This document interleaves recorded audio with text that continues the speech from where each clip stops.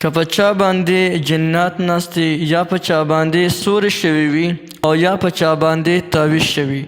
او هغه د هغې نه ډېر سخت پریشانه دی، دا کم وظیفه مې درته نن وښوله، لا حول ولا قوة الا بالله العلي العظیم. په دې باندې دم کې انشاءالله چې الله به هغو ته شفا ورکړي. بسم الله الرحمن الرحیم. السلام علیکم ورحمة الله وبرکاته. زما وروڼو او خویندو،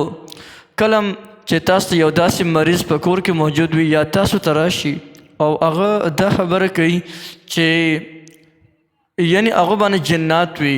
یا په هغه باندې تعویض شوي یا په هغه باندې ستوري شوي، بعضې کسانو باندې غوټه وي، د هغې مریضانو دپاره هم دا دم تاسو کولی شئ. بس ویډیو بالکل نه اوږدوم،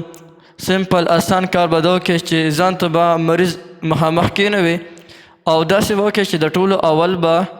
11 کرته لا حول ولا قوة الا بالله العلي العظیم دا به ووایئ او دا به چې دې اوبو باندې دم کړي، په دې مریض باندې به وڅکي او د هغې نه پس به بیا 11 کرته لا حول ولا قوة الا بالله العلي العظیم دا به ووایئ او مریض یې باندې شوب کړي یا به هغه باندې کوف کړي د سر نه تر د خپو پورې.